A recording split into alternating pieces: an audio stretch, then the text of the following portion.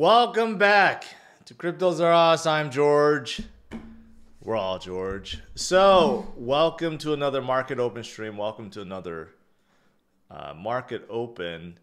Today, we got a lot to talk about in terms of what's coming later this week, why it's such a critical week for Bitcoin, crypto, and stocks overall, and why you need to pay attention to it. All right, let's do it, guys. Let's do it. Welcome, welcome, welcome.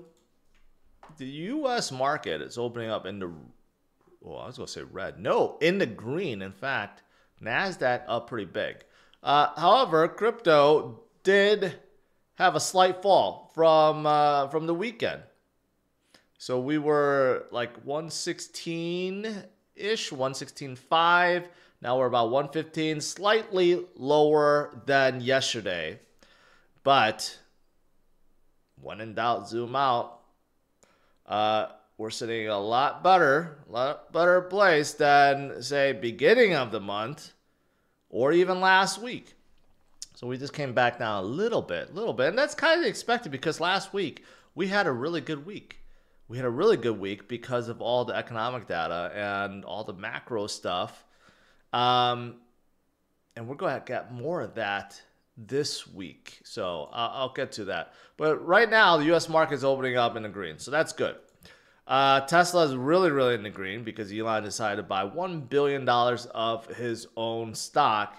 And that's causing a big pump. So that's good. What else is good? TikTok. It's now a big thing once again. I guess, you know, there's some kind of meet going on right now between China and the U.S. and they're talking again about tariffs, trade deals, and one of the main points is TikTok. Again, you would figure this is not a big deal, but it is. It is. And I thought a deal was done already where the American-based TikTok was already sold to a couple companies, but I guess it's not yet. I don't know. It seems like every month we get some kind of new thing about like whether a deal is made, whether it's going to be shut down, is Meta go buy it? You know, who knows? I really hope that Meta does not buy it because that would give Zuck way too much power. But it's just funny how this social media platform commands so much time, I guess. And it's such a big negotiation point between two major powerhouses. That's crazy. 5 gifted memberships. Alabaster. Thank you for that. And what else? This was also out today. Trump advocates that American-based companies don't need to report on quarterly basis, go to a biannual basis. I'm not so sure that's going to change anything. But he says this because he's like, well, Chinese companies have like a 50 to 100 year view of their company, while U.S. companies, you know, run on a quarterly basis. No good. So he wants to get rid of quarterly reportings and go to biannual meetings. I don't know. I don't have any thoughts about that. I don't know if that's going to improve things or make things worse, but it's just kind of weird. It's just one of those things that has always been, and now when you try to remove it and change it, it just feels off. That's the only thing I could think of. So it is what it is. Another 20 gifted memberships. Someone's going crazy today. Appreciate it. Appreciate it. All right. Well, outside of these news, what is the big event obviously coming in 3 days? Well, that is the FOMC press conference. The FOMC meeting starts tomorrow and concludes on Wednesday, and Powell will get up in front of millions and talk about the rate decision and everything else that's coming up, right? So it's going to be a big week. And I already said in my Sunday video, Usually, leading up to it and afterwards, you have red. We'll see if that's the case, because at this point, the 25 basis point cut is already priced in. So today, we could see a green day, but then I'm expecting tomorrow and Wednesday and Thursday, quite possibly red because of a lot of profit taking, and Wall Street wants to digest what Powell says. And then we get back to green. That pattern has been pretty consistent with all these FOMC meetings. But we'll see. Things could be different. But that is the one thing everyone's going to be looking at. And even though the rate cut is already priced in, 96.4% chance we're going to get a 25 basis point cut. There's no chance we're not going to get one. And 3.6% chance we're going to get 50 basis point. Everyone just wants to hear what he has to say about October and December. As of right now, they are locks. October is at a 78.6% chance for another rate cut, and December's at 74%. So these are locks. We're going to get 2 more rate cuts after Wednesdays. But again, I don't know. People want to hear what Powell has to say. Maybe he becomes super hawkish for some reason, even though it doesn't make sense because the employment numbers, the job numbers are bad. There's really no reason other than if inflation starts skyrocketing, right? So anyways, everyone is going to be looking at what he has to say. And that may bring some volatility this week. I think it will, for sure. Yeah. All right. Moving on. What else is happening? Well, why did Bitcoin fall down? Right? Some may be wondering. Just a little bit. Why don't we continue to go up? Because the U.S. market is in the green, right? Well, I think this FOMC meeting has a lot to do with it. A lot of people are just worried and preparing for what's coming. But also, that pesky whale that sold 36,000 Bitcoin is at it again. Not sure what's going on with this whale. He's already a Bitcoin billionaire. Obviously, he sold 36,000 Bitcoin for $4 billion back in August. And now he's doing it again. He moved, people are tracking his wallets, and people saw that he moved another about 1,200 Bitcoin. And that's sparking some fear. People are speculating. Why would such an OG in the space, someone that made billions off Bitcoin, be selling now? I think that's scaring some people, right? Because usually you only encounter Bitcoiners that hold on forever. They don't really sell and take profits. And even if they did, why now, right? Why months before the end of the cycle? I don't know. But people did track his activities and saw that the last sell, the $4 billion, you know what he did with that? He bought ETH with it. So people don't know, again, if that is what he's doing. He's selling off because he wants to buy ETH, or maybe he wants to buy SOL this time, or he's taking profits, or whatever. People don't really know at this point, right? And it's very suspicious. Like Bitcoin OGs selling off to buy ETH. What made him to do that now? Out of all the times, maybe he fell for FOMO too, because of everything he's hearing about ETH accumulation these days. I don't know. It's a weird situation all around. But anyways, this whale is selling and probably causing some concerns among a few Bitcoiners. But you know what? It does not deter Saylor and others. Saylor decided to buy another 525 Bitcoin. So that's like half of basically what that whale moved. 60 million.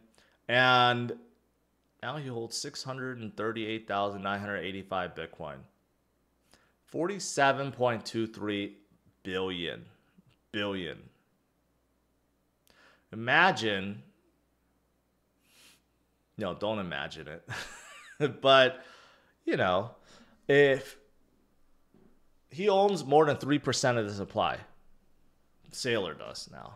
Over 3. And this is just what Michael's strategy holds.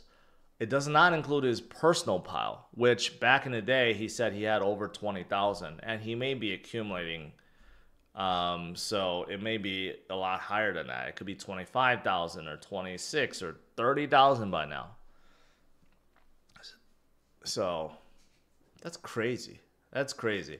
And hopefully Saylor sticks to his word and basically hodls forever, because if strategy or himself ever decides to sell, that would be a problem. Over 3% of the supply deciding to sell, that would be a major problem. But I don't think that's going to happen anytime soon, if ever. If ever. All right. Outside of this, what else? Bitcoin reserves still very, very, very low. In fact, let me remove my camera. 7-year low point. So we're going all the way back to 2 cycles ago. The 2017, 2018 cycle. No, yeah, that 2018 is when we start a new cycle. The 2016, 2017 cycle. All right. I don't have the chart with me that shows the OTC market, but it's pretty much showing the same thing. Exchange reserves have dropped tremendously. OTC market reserves have dropped tremendously. So the supply shock is in effect, obviously. Okay. And it's only going to get worse. With, you know, even little dumpings here, there, volatility, whatever. Bitcoin is so solid these days. It's not like any previous cycle. If you've been in this space for, I don't know, a few years, you'll know. Even the 2021 cycle was crazy. How volatile it was. Especially with SBF and FTX messing with things. We fell 50% mid-cycle. 50%. And 2017 cycle wasn't easy either. We had consistent 30-35% dumps like every single month. This is the tamest and calmest cycle that we've ever had, right? And even though some people will point out, well, if that's the case, why do we dump sometimes? Why do we go down? Yeah, that's always going to be the case because there are still sellers out there. But overall, we are definitely trending higher and higher and higher because there's just not that much to go around anymore. The supply has diminished to a point where there's just not that much volatility, not like before. And that's why we are in 6 figures. 6 figures was a magical point that we only dreamt about in the past. And now we're here and everyone just has accepted it, right? Like, okay, now what? But it's just, it wasn't like that even a few years ago. We only dreamt of being at 100,000 Bitcoin. And now we just like kind of all got used to it. And that's just unfortunate, but you know what? When in doubt, zoom out and then just pay attention to what's going on. All the buying that's happening with the ETFs, with the companies, and then fundamentals improving like exchange reserves, OTC reserves going down. You do the math. You do the math. And that's why everyone points, not everyone, most people, points to the fact that we're not done with this cycle. We are going higher, and macro conditions will only help, right? For example, rate cuts. Rate cuts will definitely help. We're going to get one this week, and then we're going to get 2 more afterwards. So when you have improving macro conditions with the great fundamentals, with all the buying,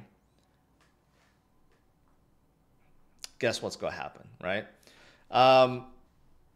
Traders, even traders, even if you look at technicals, I guess long term it looks great. Short term, technicals could say whatever, but long term, looking good.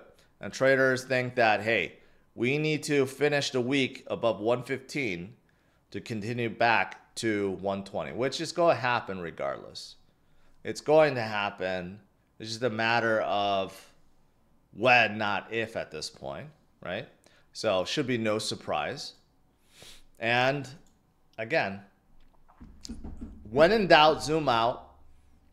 Look at what Bitcoin has been doing over the years. I think a lot of people have forgotten how low we were back in 2022 and 2023 when Bitcoin was below 20,000 again and we were hovering around 16, 17,000. And a lot of people certainly forgot about even last year when we were still in the 50s and 60s and 70s, right? We get so caught up with day-to-day movement, we forget how fast Bitcoin has risen up over the years. And it's going to be no different going forward. So all you got to do is stay strong and focused and continue to hold on DCA. That's the winning strategy. There is no other strategy that's needed. That's all you need to do, basically. But outside of Bitcoin, I mentioned about that whale selling for ETH, right? There's a lot of stuff going on with ETH. For example, even though ETH seems like it has lost its momentum a little bit, but the shocking thing is Ethereum outpaced Bitcoin 12x in the last quarter, Q3. So what is it going to do in Q4? If we have a ton of accumulation, well, guess what's going to happen, right? That's why Ethereum shot up in a big way, because you have all these whales that are loading up. The one that sold $4 billion decided to buy ETH, and you got like these giant whales that's buying every single day. BitMine also, Tom Lee's company, continues to buy. They're the top ETH holder in the world, and now they have over $10 billion in ETH. Kind of crazy. Kind of crazy. But these guys are not going to stop either, right? So that's good for ETH. Also, ETH leads in stablecoin supply, and we know stablecoins are a big thing, especially in America, because of the Genius Bill. And that is going to help ETH. And also, I saw this.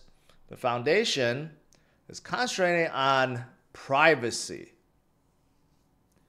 So pretty soon, you may have privacy features on top of Ethereum where you could send anonymous transactions. I don't know if the US government's going to like that. I forgot which agency, either Department of Justice or the SEC, already said that they're going to rule out private transactions or make it illegal or something like that. So I don't actually know if this is a good thing, if this is the road that Ethereum wants to go down. But it seems like that is something in their roadmap. All right. Outside of ETH, what else? Crypto funds post 3.3 billion in weekly inflow. A lot of that is Sol, obviously. A lot of it. And in my video yesterday, I concentrated on what crypto projects are going to do really well going forward. Okay, obviously, if you remove ETH, and you shouldn't remove Sol, but Sol's in there, but let's say you discount Sol too. What else is there? What's the commonality, right? A lot of these are getting inflows because not only because of the fundamentals, they have great communities, but there's a lot of speculation on what else is coming.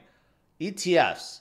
I think a lot of these projects that are speculated in terms of getting an ETF approval in October, they will see massive amount of inflows. Sol is one of them. But you have others like XRP and then Cardano and then AVAX, and then possibly Hedera, Chainlink, Sui. You got a lot of these that have pending applications. Even Doge. Doge had a great week last week.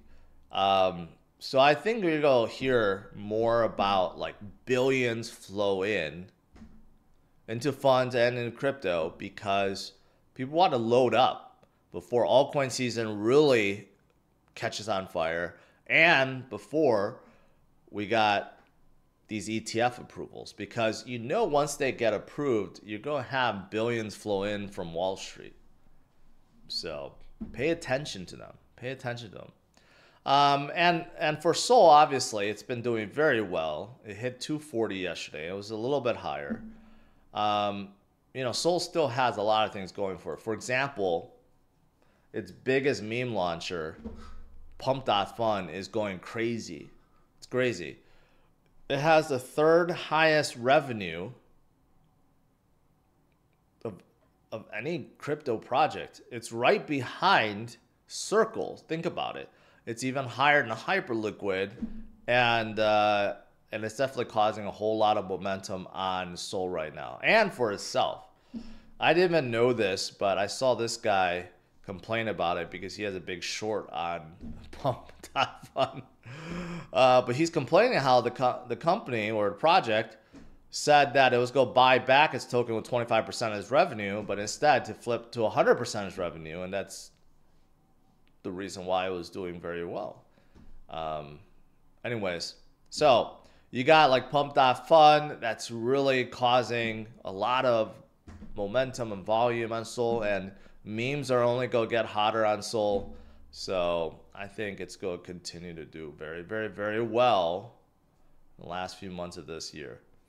All right. That's it. That's it. Let's see. We are still in the green. NASDAQ still very, very in the green. You got Coinbase in the green. Whenever Coinbase is in the green, that's usually a really good sign. Because Wall Street, if they want to dump Bitcoin, they usually go ahead and short Coinbase or MicroStrategy. Well, MicroStrategy is a little bit different. But today, Coinbase is in the green, so that's good.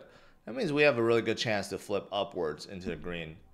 Robinhood's up. Nvidia's down. XRP's up. Look at that.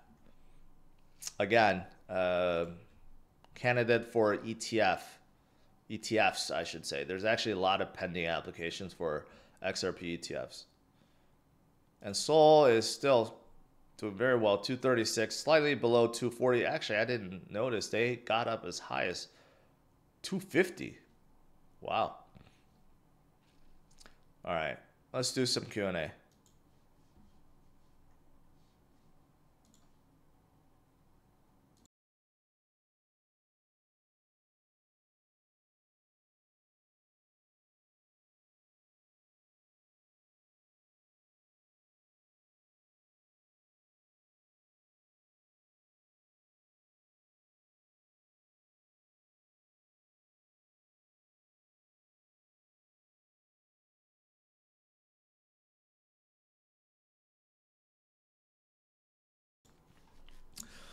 What's my Sol cycle target? At least 1,000. At least. But it should be able to do better than a 4x. Honestly, there's no reason why I can't do a 5x, be 1,200 or 1,500 by the end of the cycle. It seems far-fetched, I know. Like, it's not going to do a 5x within 3 months. You haven't lived through an altcoin season if you say that. Usually the biggest pumps come at the very end, like the last month or last 2 weeks. I guess we'll see. And it also depends on how high Bitcoin goes. I think Bitcoin, if it goes to 250, altcoin season will be phenomenal. If Bitcoin only tops out at like 150, then yeah, altcoin season will be cut short, I think.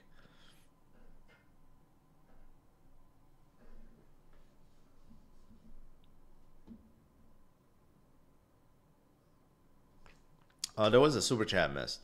Omar, how come we are in altcoin season and most crypto outside top 4 are not still near July highs? Because we're not at the tail end. Altcoin season just doesn't mean that everything goes back to 100% or all-time high immediately. There's a build-up, obviously.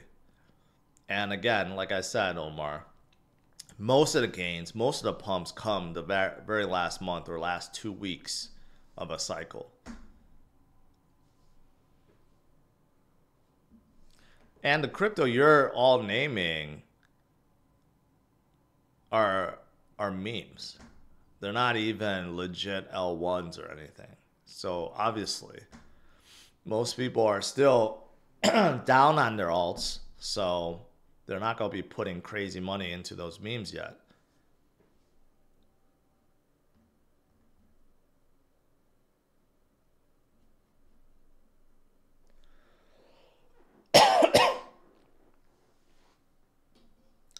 They're not. Man, I can't talk. There's nothing wrong with being heavy on memes, but you'll have to sit a long time with them. It's like buying penny stocks, right? When penny stocks move, or I don't know, Wall Street bet movements, yeah, they'll move really quick. But outside of those times, they don't do anything. And that's where the traditional L1s and Bitcoin move.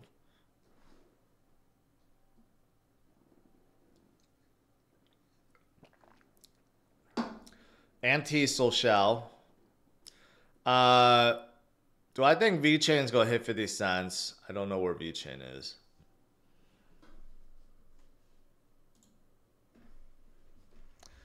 VeChain's on a different path versus before. Okay, so let's just get that out of the way. CoinMarketCap seems to be... Can they reach 50 cents? No.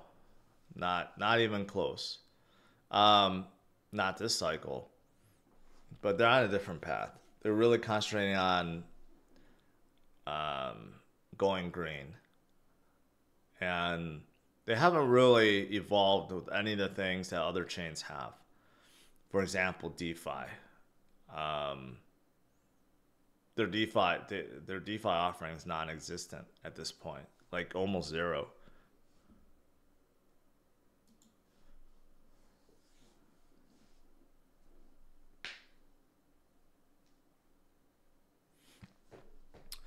Dr. Genocide, this is my best month yet.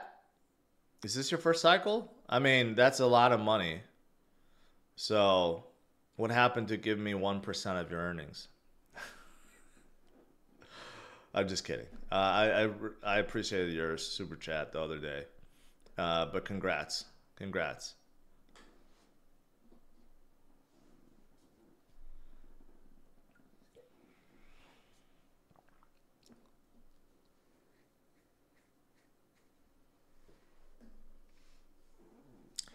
Our L2's done. Arbitron, Optimism, Stacks. What about AI?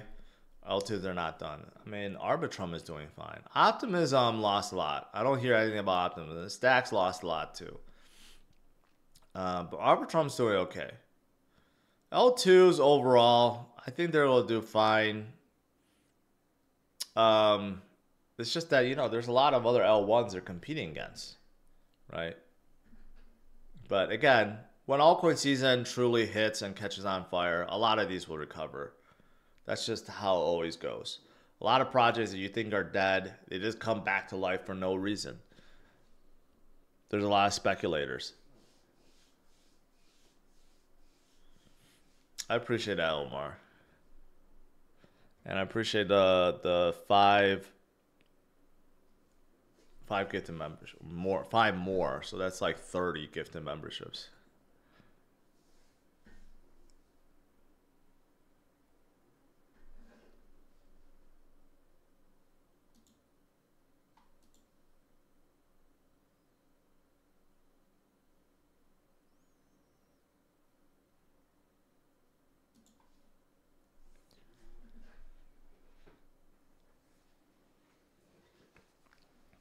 You know, I'm going to share something with you guys. It's probably a very stupid idea, but I've been doing, like recently I've been doing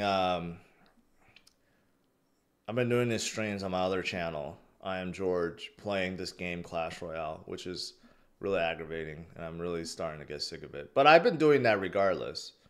And some of you guys really enjoy it, and some of you guys are like crazy good in my clan. But, like I was just this morning, after I started covering this Pump.Fun thing, I'm like, I want to stream on Pump.Fun just to see how it goes. But a lot of people just stream random nonsense, right? But you can't, it seems like you can't stream unless you actually create a coin. Like you can't just stream. I would love to put my stream right now in Pump.Fun and do a multicast stream, but it won't let you unless you create a coin. So maybe this is the stupid idea. Not creating a George coin, but like maybe I'll create like some kind of like gaming coin, a Clash Royale coin, so that I could actually stream that on here and just see how it goes. I don't know. I just came up with the idea. It's probably a bad idea, but it's the only way to do it. They won't let you stream any other way. And I don't even know if streaming on Pump.Fun actually will do anything.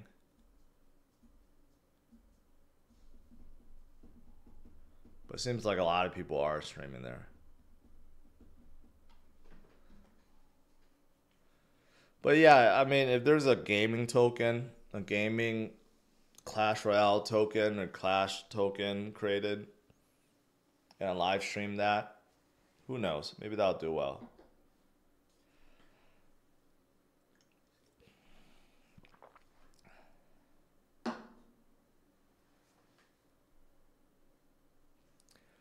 Is XA909K a scam? Yes.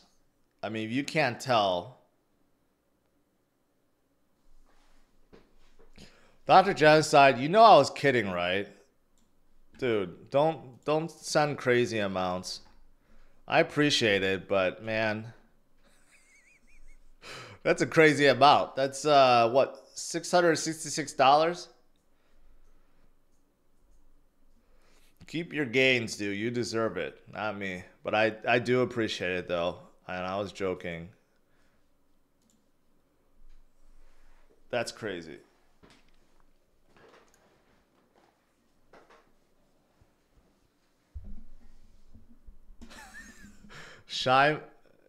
Shemza says I would rock everyone like the Hawk Tour coin.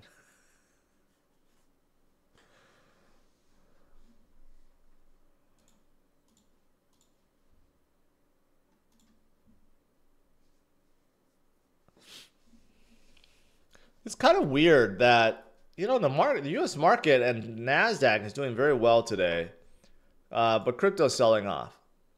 I mean, we know this happens all the time. And I did say that, we'll probably get volatility leading up to FOMC meeting. But today, the U.S. market's green day, so we should be able to turn around. There's really no reason why we can't. Isaiah says, my Psycho ex broke up with me and won't stop calling this morning. Maybe you should pick up and see what she has to say. Did you see MYX and Plum shoot up this past week? No. No. I don't even know what they are. If they're AI related, then it makes sense.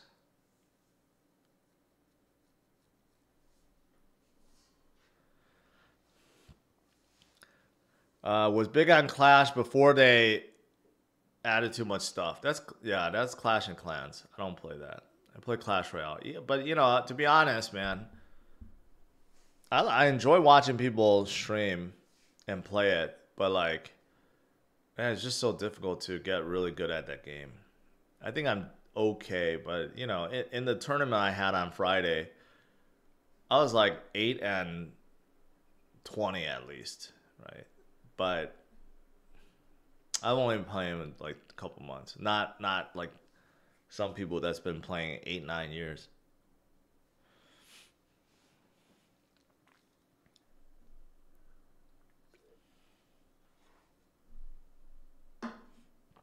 Sergio, relax, relax. Crypto isn't dumping. Okay, Bitcoin's at 114. It's not like dumping to like 70K. Okay, you're over exaggerating.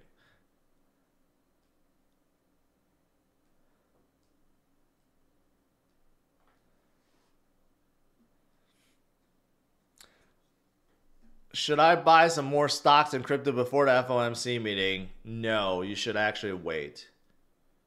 Generally speaking, we get red right afterwards and red before. So I expect tomorrow, Wednesday, Thursday to be red.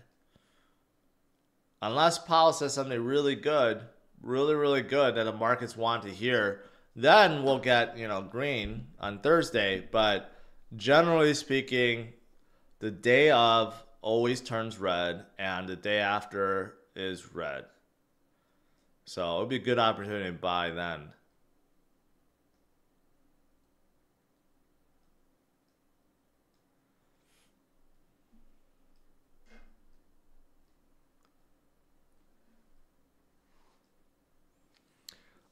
Rich, what's your car focus channel? It's called Drivers Only, but I haven't reviewed a car in a long time. My guys Josh and Steve, they've been doing review videos.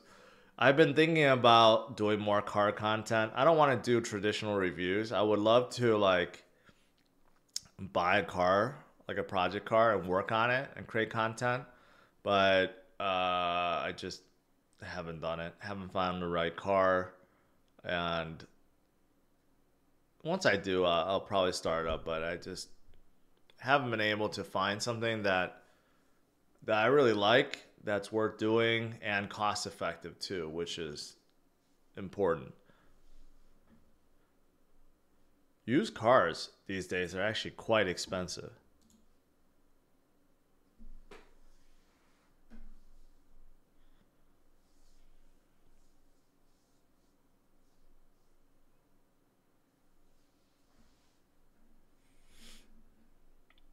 I have driven the F-150 Lightning. In terms of like a EV truck, it's really good. It's really good. It drives better than most F-150s. It's just that you can't really tow and do a lot of payload with it. That's the drawback. The range will just disappear like really quickly. But F-150 Lightnings, they drive really nice.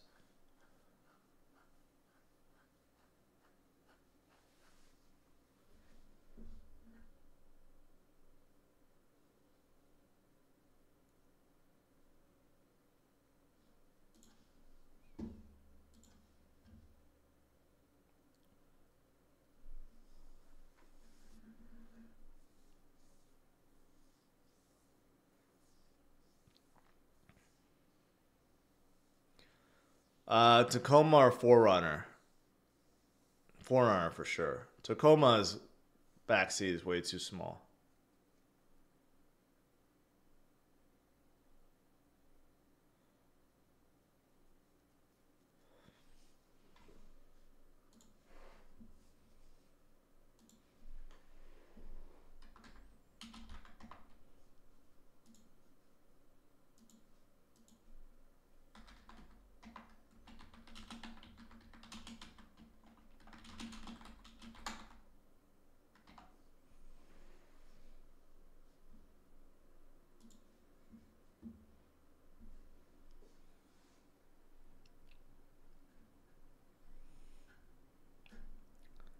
Have I heard of ZBEC Network? I have. I've met some of the guys from it, but I can't recall what they do. I haven't met them and heard of them before.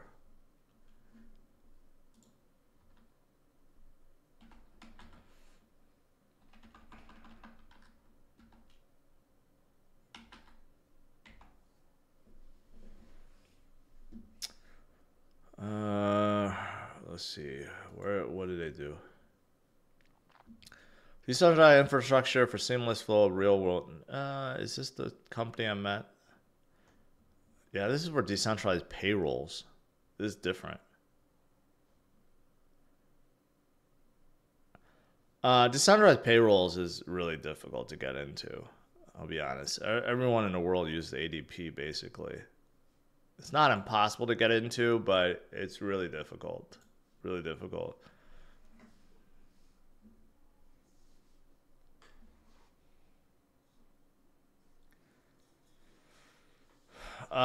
Which budget sports car would you recommend? I don't know what you would consider a budget. I have a 2025 AMG GLC, so I'm covered with good every day, but I need a second vehicle. I want it to be fun. I'm thinking about a Mustang maybe. The new Mustang 5 liters are really good. The newer generation sounds great, drives great. I don't know if that be considered a budget sports car. I think you would have more fun in like a C8. You could get a C8 in the low 60s, new. You could get a used ones in the 50s now. I have not driven one yet, but I still think they look great, and I have no doubt it drives really nice. It's gonna be it'll drive better than a Mustang for sure, and it's faster and more powerful. I would say getting a used C8, like a 2021, 2022, in the 50s would probably be the best cheap sports car you can buy.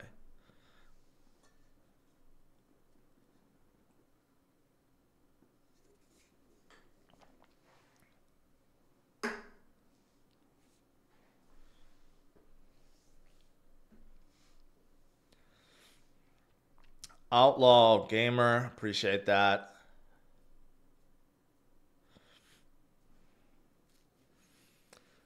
'93 Acura NSX manual. The first gen NSXs are going nuts. I saw a '98 NSX, beautiful condition, but it was still like 100 something thousand miles, 120,000 miles. I was going for 130K. I think maybe it was like 70K miles. Let's go for like 130K. You know, a lot of cars, I didn't notice, but a lot of cars start going up in a big, crazy way. You know, I used to have a BMW M5, 2001, basically almost the last generation of the stick, but as a V8, when this came out, it was a big deal because it performed. It was just as fast as a Ferrari 360 at a time. I don't know why they only show the green one. The green one's god awful ugly, but I had this car for a while. I bought it used. I think it was like, I forgot how much. It was like the 40s or 50s used.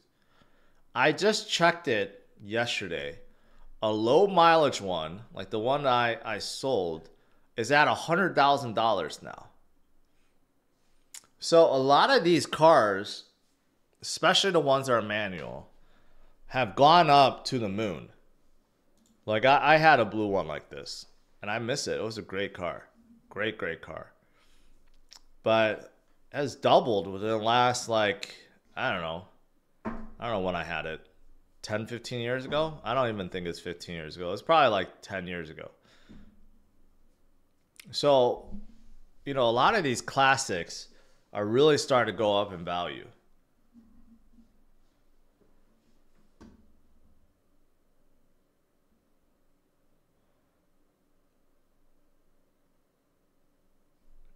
Yeah, so, and then the one afterwards was a V10, but everyone hated it. And then they originally came out with SMG transmissions, which was total garbage. They finally released some manuals. I don't know if that one is actually going up in price, but this one definitely is. $7 a good target for Sui. Yeah, I think it could go. I could go more than that. I think probably $10. But anyways, my point is going back, like, you know, like the NSX has gone up so much.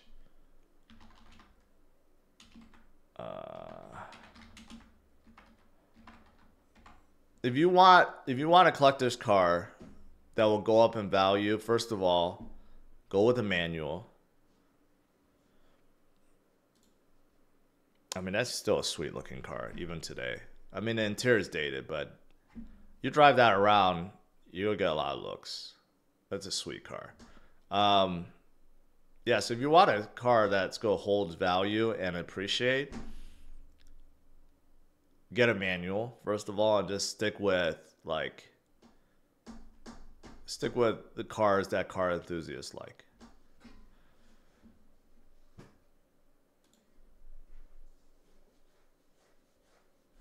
You know, the funny thing about manuals is like the newer generation won't be able to drive it anymore. Like manuals are now for the purists. It's so rare to bump into someone that's younger in their 20s or, you know, yeah, 20s that know how to drive a manual.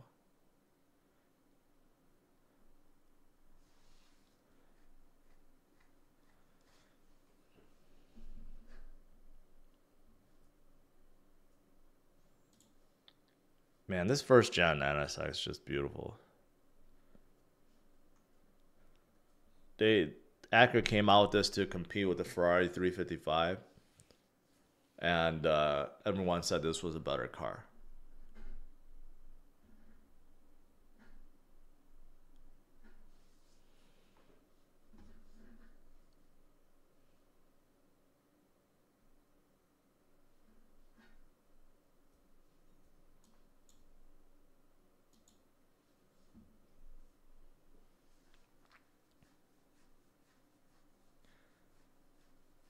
Stop and go. You know, you don't have to drive. Okay, when you get a sports car, a manual sports car, it's not meant for stop and go traffic. And you shouldn't be daily driving it. If you get an Acura NSX, you should not be daily driving it because you're just going to hurt this value.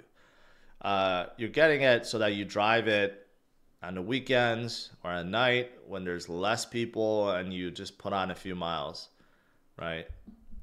That's what manual cars are for, not for daily driving. And if you want total speed, of course, automatics are going to be faster. But that's not the point. The point is it doesn't feel the same.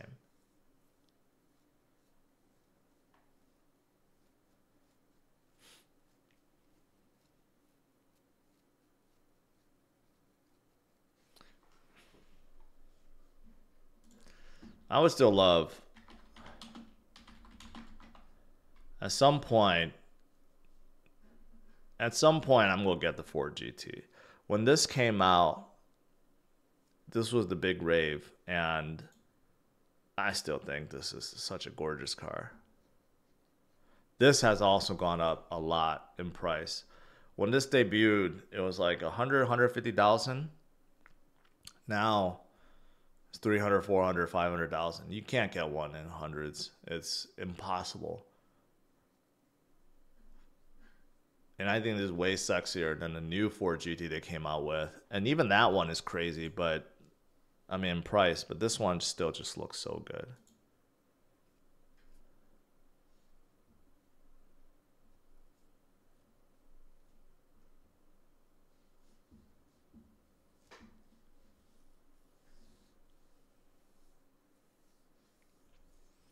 The here says, already holding one Bitcoin, plan on putting 25K more.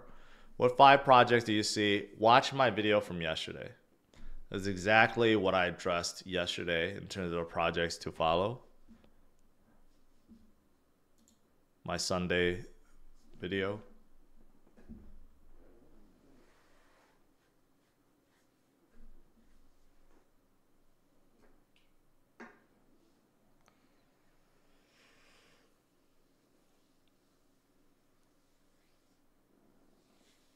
Joel asked, is it a good time to start rotating from Bitcoin to ETH and top 20 alts? I don't think it's a bad time. I'll put it that way. It's not a bad time.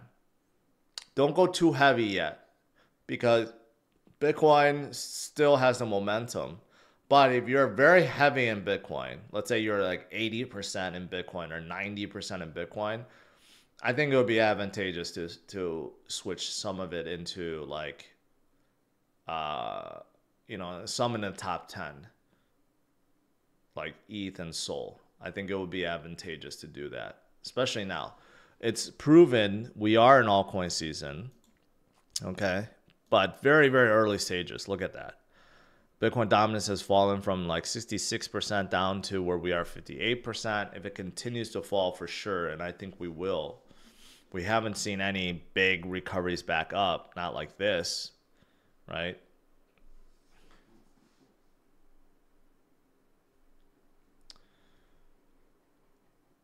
A 94 Ferrari Spider. Which one?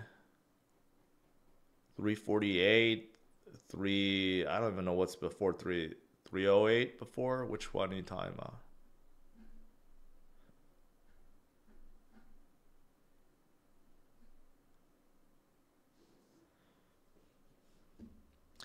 $348 still look pretty good, but I don't think really anyone's getting it as a collector's car. I think 355 looks way sexier. Although 348 still looks pretty darn sexy.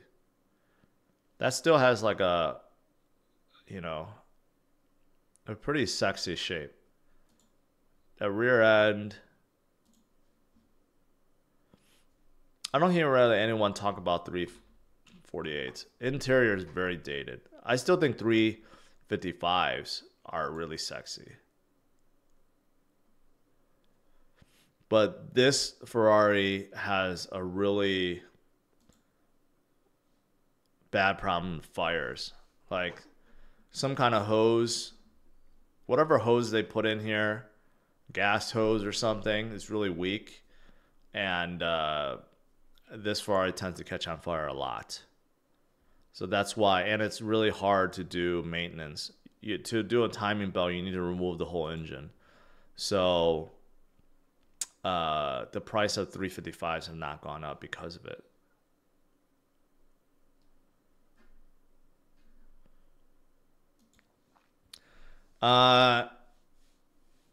Call your coin Little Caesars coin. Why? What do I have to do with Little Caesars? What would happen if the Fed didn't drop rates? You don't want to. You don't want to experience that. If Powell comes out and says, yeah, we decided that we're not going to lower rates on Wednesday, we will see like a 3,000 point drop with Dow and a 1,000 point drop with NASDAQ. And Bitcoin will probably drop like 5%. So we don't want to live through that. However, it's not going to happen. There's not even any percentage on here that shows that we're not getting a rate cut.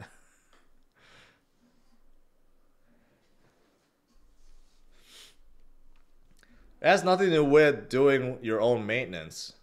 Doing maintenance on a 360, for example, the one on a 355, is a lot cheaper, a lot cheaper than a 355.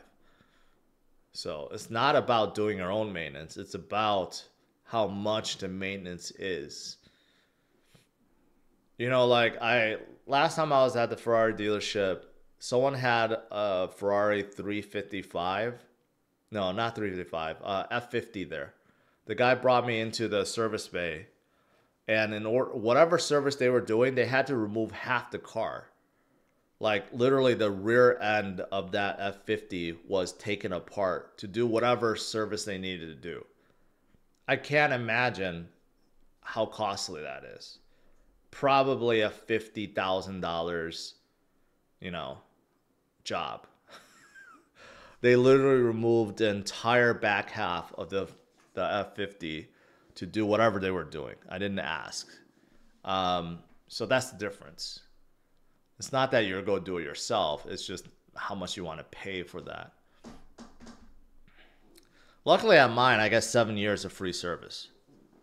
So that comes with the new Ferraris.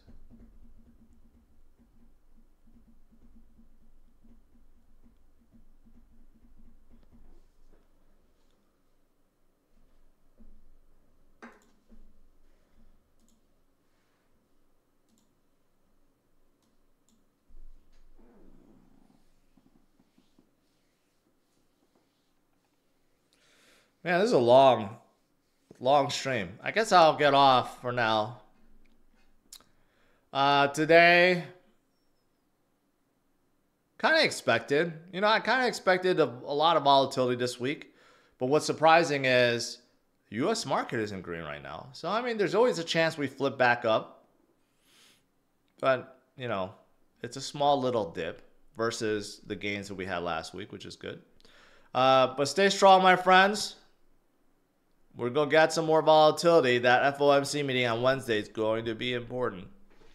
And all eyes will be on it. So, all right. Smash it a like.